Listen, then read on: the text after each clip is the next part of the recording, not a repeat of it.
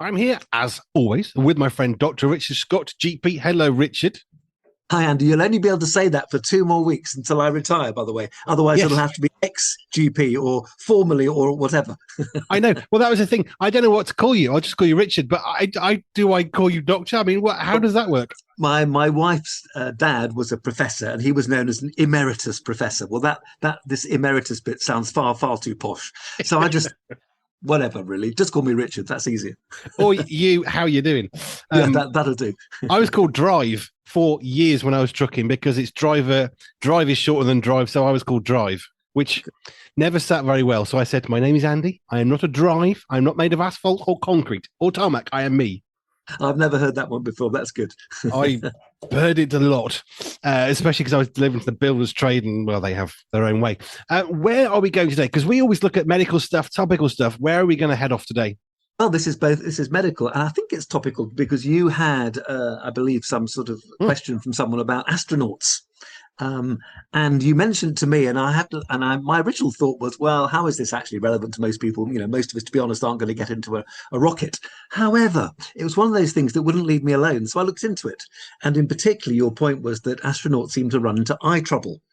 And I thought, well, okay, let's just see where this goes, you know. Well, and I think actually I'm very glad that you did. So that's what we're going to look at tonight, and of course how it relates to the general population. Now, the only time you're going to think about being an astronaut is probably mostly a 6-year-old boy who watches a film with a spaceship and thinks, "Oh, I'm going to be an astronaut." It is not likely to be anybody you ever know or meet who has been an astronaut. I was fascinated by, I'm not going to get into the politics of it, but there was a bunch of celebrities in the US very famously went up and said, "Oh, we're all astronauts." And I watched it and thought, no, you're in a plane that's gone a bit higher. No. If you look at a spaceship coming back down from space, it's burned, there's tiles missing. It looks terribly unsafe, but that's the rigors of space. It is a terrifying place where we are definitely not meant to be. And it's not just a nice little jolly in a plane that can go a bit higher. My little thought on that one. Well, that's interesting because that's sort of where we're going today. Oh, okay. Well, there you are. And the only bit I have on this one, which is not about people, but is maybe relevant, was they were trying to see, can we grow plants, trees, bushes in an artificial environment in order that we can go to the moon or Mars, wherever, and we can grow our own food, which is very sensible. And they grew these trees. And they grew very successfully, very big, very tall. And then all of a sudden they started falling over and they couldn't understand why. But what has happened, of course, in nature, wind comes along, it blows the tree, the roots go digger and deeper, and it holds the tree. But without that constant being pushed from one way or another, the roots never develop any strength. So they just fell over because there was no wind. Wow, I didn't know that. That's interesting. I am full of some things that are maybe fairly useful to somebody, maybe once upon a time. Do you want to let's go to space? Okay, let's go to space. Well, as I say, as a starter, really, that you sent me a line about astronauts losing their eyesight. And of course, you know, we all know it's a dangerous profession. And my first thought was, well, it's just another risk. But I got thinking, I did a bit of research. And of course, the bigger question, which you've already alluded to, is, you know, what are the dangers of leaving this planet? Are we perhaps not designed to do so? And it's been topical. We all know in the news last year that some astronauts who were sent up in good faith were unable to return to Earth for another 8 months. They had to keep reorbiting because of dangers in returning to Earth. So that's not just the dangers up there, but dangers in returning. So they had another 8 months circling. I'm very pleased that they're now down. But it got me thinking. So I'll start off with what perhaps most of us will know about space travel before moving on to eyes in particular. And there's plenty known from the health point of view. I'm just about to be 65, and people have been going to space since before I was born, certainly since the 50s. And I was born in 1960. And there's the health effects really are divided into three. Number one, the effects due to low gravity, the technical term is microgravity. Secondly, radiation. And thirdly, and not to forget, psychological issues of being up in space. So let's look at microgravity first. Perhaps the best known, bone loss and muscle atrophy being loss through not standing, not walking, not running. And if you don't take any measures, any medicines, it's estimated that most astronauts will lose 1% of their bone mass for every month in space. So take a long time up there, you're losing a lot of bone. And equally, the osteoporosis, the thinning of the bones, can't always be fully reversed. That's the first one. Secondly, radiation. There are high energy ionizing rays out there, cosmic rays, and charged particles from the sun. Now, radiation, if we talk about it leaving aside space travel, if you say to the average person radiation, probably some of us will be thinking, that's not good for me. Doesn't it cause cancer? Absolutely. Radiation damages DNA, leading to cancer. So space radiation can be added to the known causes of cancer. And then the psychology, well, it affects our mood and behavior. Obviously, being stuck in a confined space for a long time, not only are we isolated, it seems to change the way people think. Now, there are more effects. The heart, even though it's relatively protected, is still a muscle, and it's being asked to do less because of microgravity. We get reduced blood volume and arrhythmias, something that I was about to say, Andy, terrible joke, something close to Andy's heart. Yes. Appalling joke, but there we are. I'm having it out there. There's also something I hadn't come across before called space adaptation syndrome. 50%, so a half of space travelers suffer this. Rather nasty. It's less serious, but it's nasty. Nausea, vomiting, and altered balance in space adaptation syndrome. And that's before you consider the normal medical emergencies of life. I mean, imagine being stuck in a spacecraft and you get appendicitis. Bad idea. Yeah. So there's a lot of stuff going on. But what about the eyes? Because that's what led us this way. Well, cataracts are well known. But recent data shows that microgravity, interestingly, can also affect the eyes. And there's a thing called SANS, Spaceflight Associated Neuroocular Syndrome. And actually, Andy, I think that's what you were talking about. Spaceflight Associated Neuroocular Syndrome. What's that about? Well, there's a swelling at the junction of where the optic nerve hits the brain. You get blurred vision. You get also flattening of the eyes. This is in addition to the cataracts I've mentioned. Some people also get flashing lights, dry eyes, irritation from the radiation. No shortage of eye conditions. So overall, it's a risky business going into space. Now, you mentioned that there's this enthusiasm, and certainly extremely wealthy people. I'm thinking of Branson, Musk, Bezos.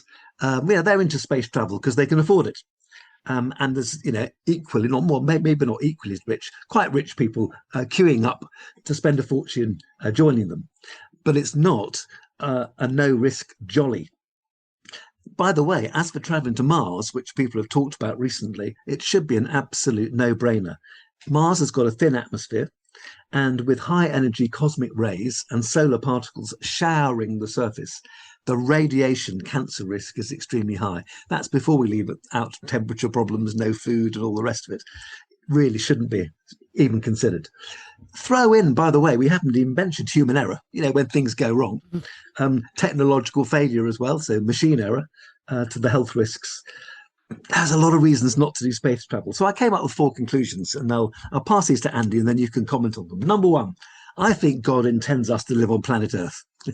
I think that's the number 1 thing. Secondly, of course, linked to that is how brilliantly God has designed our planet with man in mind. That's what's known flashily as the anthropological principle. What a brilliantly well-designed Earth, as opposed to the other planets and stars, which absolutely aren't designed for us. So number 3, why is this enthusiasm to travel afar? And I think it's twofold, really. Number 1, it's a reaction to problems on Earth, and rich people want to get away from them. Of course, they then lead to their own problems going away from Earth. And secondly, there's an enthusiasm because of the problems on Earth and overpopulation to divert part of the population elsewhere.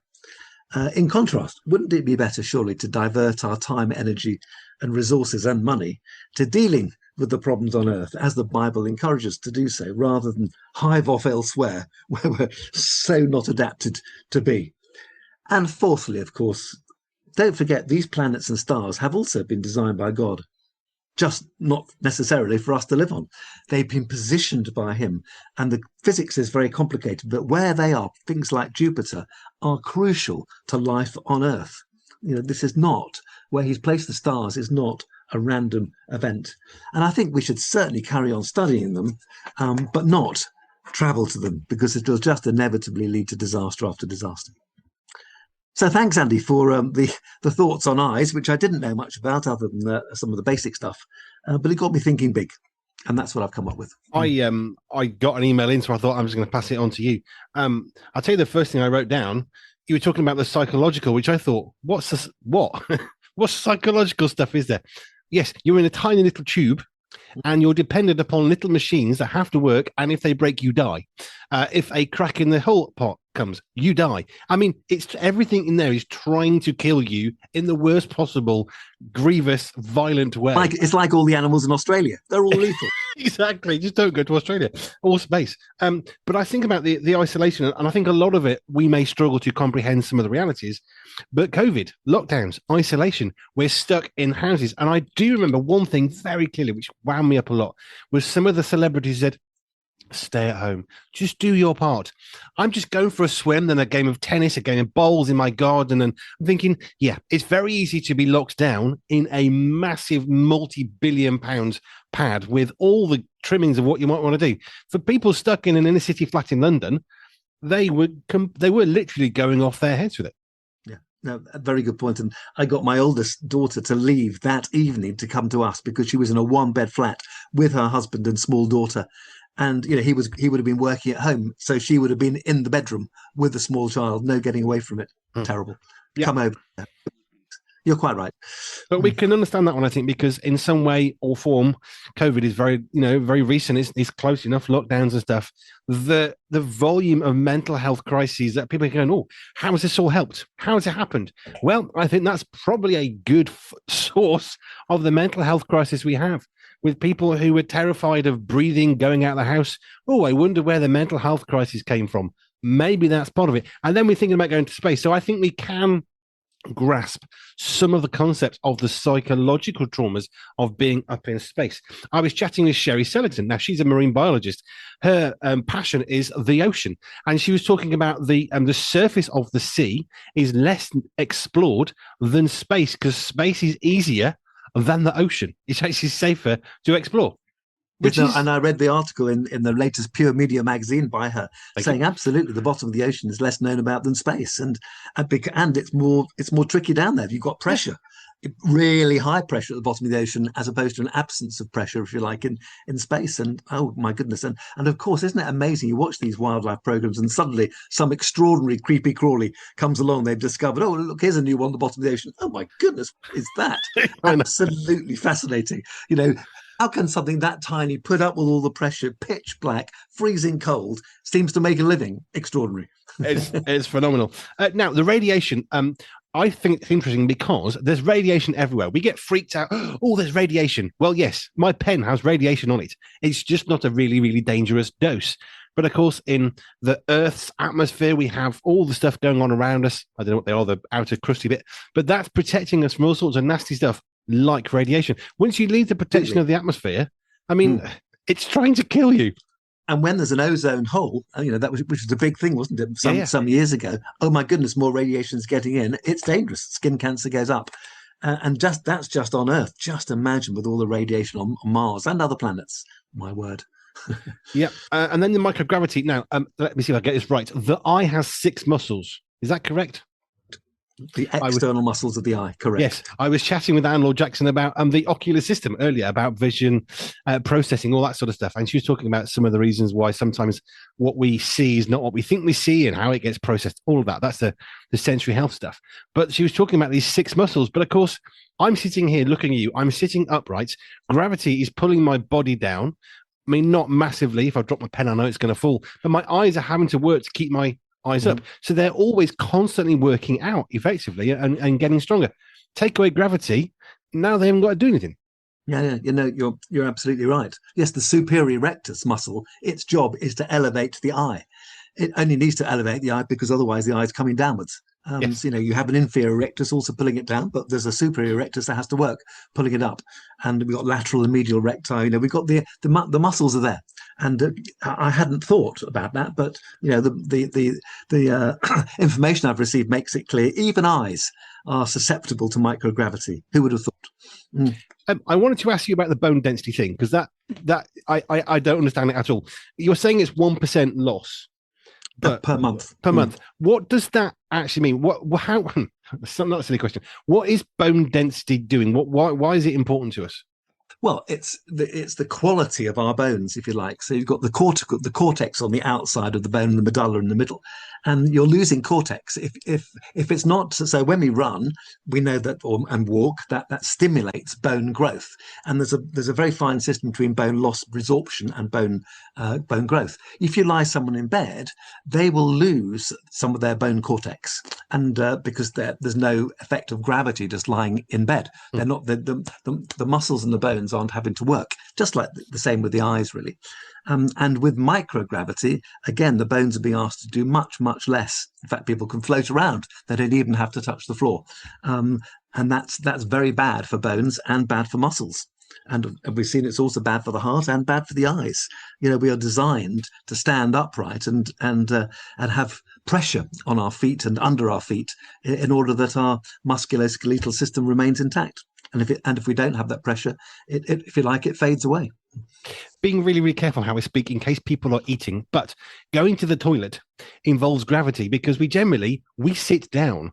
And if you can't sit down with gravity, your body, I mean, how much confusion is it in thinking, what are you doing? Am I upright? Am I down? Am I sideways? I mean, even just the basic bowel motion, gravity is part of that.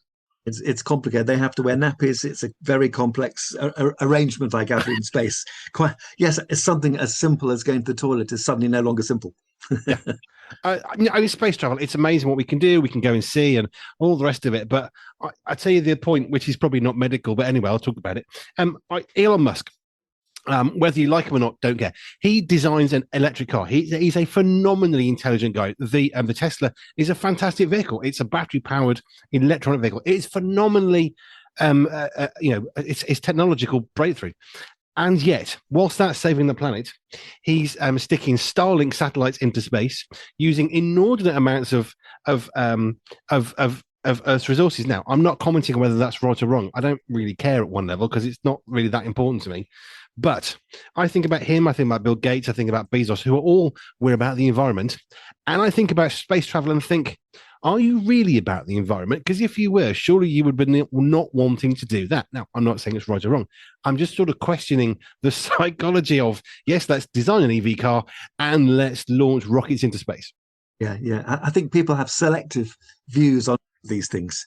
And, and we don't add up so often as people. We're quite illogical in many ways, and it's because of our preferences. Yeah, I don't actually have a problem with space travel being done. I don't really care about rockets. You know why? Because people matter more than the environment to me. It's that simple. Let's not destroy the environment. But you know what? I think God made a point when he actually designed us the way he did and made us, and we're more important. And I think people matter. And I think it's easy to forget that when we do stuff like let's go to the moon. Yes, it's crazy. Look at what Neil Armstrong did. However, do we really need to? What are we actually getting out of that apart from we've done it?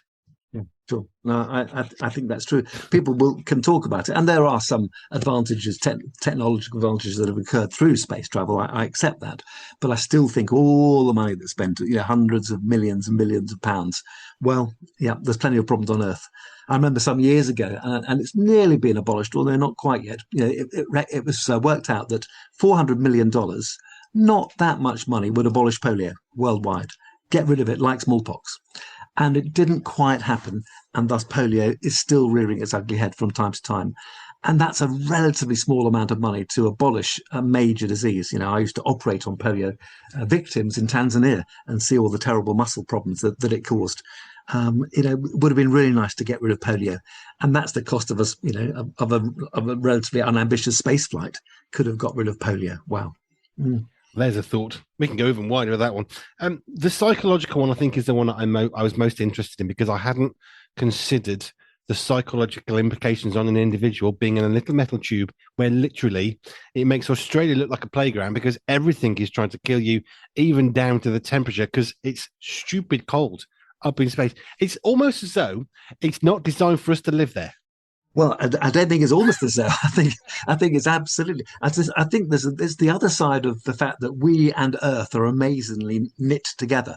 That's how God's designed it, and we and elsewhere are amazingly not knit together because that's how God has designed it. And I think, once you have a sense of God, I think it makes space flight. It asks a lot of questions as opposed to, oh, here's a technical challenge. Let's see if we can meet it and throw lots of money at it. As opposed to, hang on, is this the right thing to do? Why has God made us as he has? I think Christians are very important in the astronomic viewpoint, really. Otherwise, we lose sight of the big picture.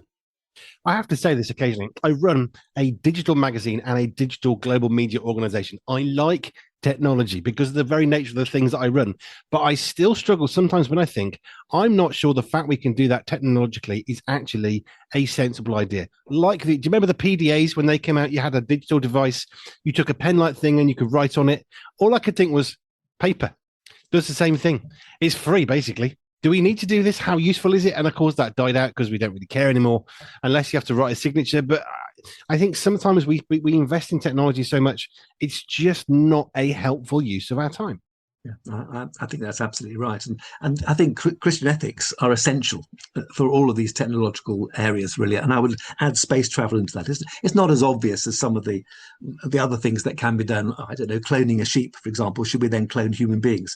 I think that's an easy one, but that's a more obvious ethical challenge. But I think there are ethics in all areas, and I would include spaceflight. You see, there's the ethics as well. I hadn't even thought about the ethics, but we're asking people to put themselves at risk by going into space. And by the way, you're wearing a nappy while you're up there. You can have psychological trauma. You might get cataracts and perhaps have shooting lights, and you might be able to not walk anymore. Are you okay with that? And I think most people say, yeah, that's fine. But I think like fighter jets, they're pretty quick, pretty aggressive on the body. This is not even on the same planet, he said, not making a pun. It's a different, oh dear. It's a different level of abuse on your body, isn't it? It is.